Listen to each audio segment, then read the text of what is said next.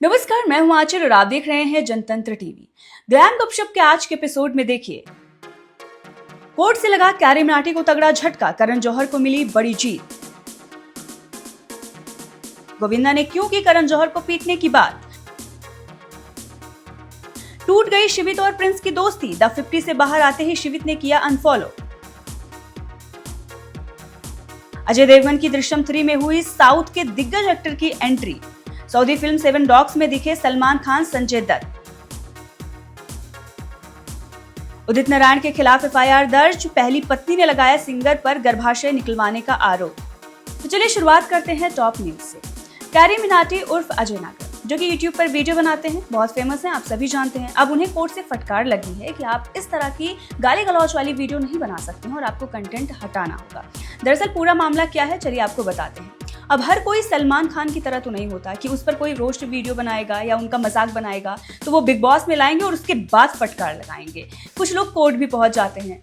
तो करण जौहर पहुंच गए थे कोर्ट क्योंकि उनके खिलाफ कैरी मिनाटी ने एक वीडियो बनाया था जिसमें उन्हें कुछ अपशब्द भी कहे गए थे और उन पर रोस्ट वीडियो था।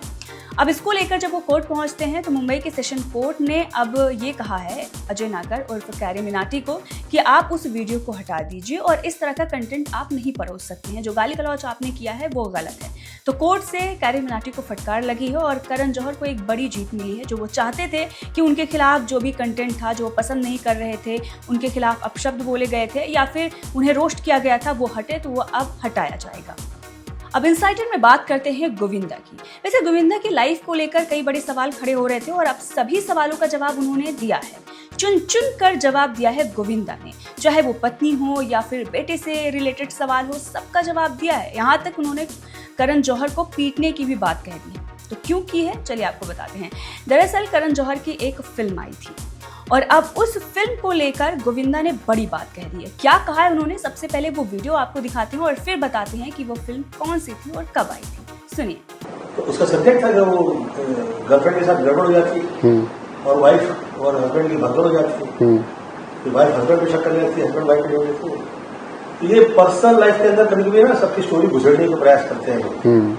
हाय कहीं मेरे हाथ लग गए जाते हैं। तो आदरणीय रजनीकांत की तरह इतना मैं प्रसाद दूंगा 20 महीने के अंदर दूंगा, आई प्रॉमिस।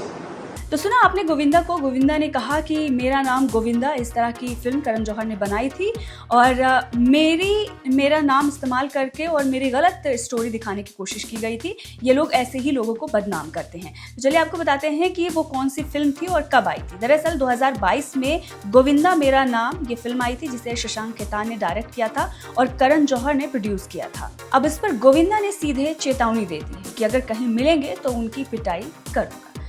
तो ये जो गोविंदा ने कहा है, ये वीडियो उनका सोशल मीडिया पर तेजी से वायरल हो रहा है और बहुत सारे लोग ये कह रहे हैं कि करण जौहर के साथ ऐसा ही होना चाहिए क्योंकि वो हर किसी के साथ ऐसा ही करते हैं। कई लोगों का करियर बर्बाद कर चुके हैं, सिर्फ और सिर्फ अपने फेवरेट नेपो किड को ही प्रमोट करते हैं। इस तरह की बातें सोशल मीडिया पर लिखी जा रही हैं। वैसे इस मामले पर आपकी क्या राय है, कमेंट में बताइएगा।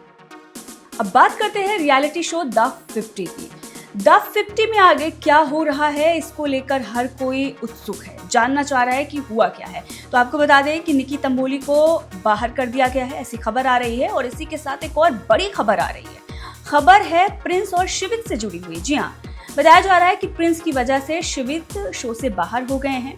वो इसलिए कहा जा रहा है क्योंकि जैसे ही वो शो से बाहर आए हैं, अब उन्होंने प्रिंस नरूला और उनकी वाइफ दोनों को इंस्टा पर अनफॉलो कर दिया है। लेकिन ये गहरे दोस्त थे और प्रिंस ने शिवित को अपना घर भी रहने के लिए दिया था, जिसके बाद से ही शिवित उनके इर्द गिर्द घूमते हुए नजर आते थे।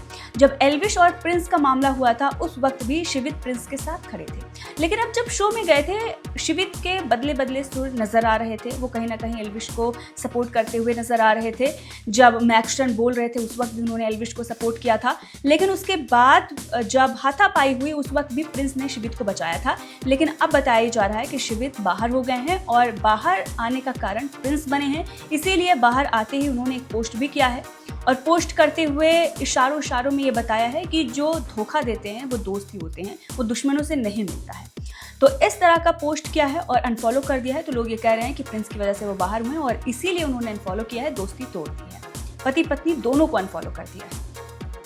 अब बिंज वॉच में बात करते हैं दृश्यम 3 की। तो दृश्यम 3 में एंट्री हो गई है साउथ के एक दिग्गज एक्टर की, प्रकाश राज की। जी हाँ, अभी बताया जा रहा था कि वो स्प्रिट से बाहर निकले हैं, उन्होंने वो प्रोजेक्ट छोड़ दिया है और अब उनकी एंट्री हो गई है दृश्यम 3 में। अजय देवगन की ये फिल्म है, दो जो इसका पार्ट रहा है, पहला पार्ट और दूसरा पार्ट बहुत ही हिट रहा है। अब तीसरे पार्ट का भी लोग बेसब्री से इंतजार कर रहे हैं और अब मज़ा दोगुना होने वाला है क्योंकि इसमें एंट्री हो गई है प्रकाश राज की और इसकी जानकारी उन्होंने खुद दी है। प्रकाश राज ने अपने सोशल मीडिया हैंडल से एक पोस्ट किया और लिखा कि हिंदी सिनेमा की शानदार फ्रेंचाइजी दृश्यम 3 की शूटिंग शुरू कर दी है। एक बेहतरीन टीम और बेहद दिलचस्प किरदार के साथ काम करने का मौका मिला है। मुझे यकीन है कि आप सबको ये बेहद पसंद आएगा और हाँ, मैं यहाँ किसी को रिप्लेस नहीं कर रहा हूँ। तो खबर ये थी कि अक्षय खन्ना ने ये प्रोजेक्ट छोड़ा था जिसके बाद उन्हें ये मिला है, लेकिन अब इस पर उन्होंने कहा कि मैं किसी को रिप्लेस नहीं कर रहा हूँ, मतलब वो किरदार में नहीं निभा रहा हूँ जो अक्षय खन्ना का था। अक्षय खन्ना को लेकर खबर ये चल रही थी कि साइनिंग अमाउंट भी डिसाइड हो गया था, उन्होंने साइन भी कर दिया था प्रोजेक्ट के लिए, लेकिन उसके बाद अक्षय खन्ना इस फिल्म में विग पहनना चाहते थे, लेकिन फिल्म मेकर नहीं चाहते थे कि कंटिन्यूटी खराब हो क्योंकि दृश्यम 2 में जो उनका रोल था, जिस तरह का लुक था, वो 3 में भी दिखाना चाहते थे। इसी वजह से कहा सुनी हुई, लेकिन उसके बाद भी फिल्म मेकर बातचीत करने के लिए तैयार थे, लेकिन वो अक्षय खन्ना निकल गए इस प्रोजेक्ट से, वो नहीं करना चाह रहे थे। जिसके बाद अब प्रकाश राज की एंट्री हुई। अब देखना होगा कि आगे क्या कुछ इस फिल्म को लेकर अपडेट आती है। हालांकि बताया जा रहा है कि 2026 के 2 अक्टूबर को ये फिल्म आ जाएगी, मतलब इसी साल 2 अक्टूबर को ये फिल्म रिलीज होगी। अब बात करते हैं सऊदी की एक फिल्म 7 डॉग्स की।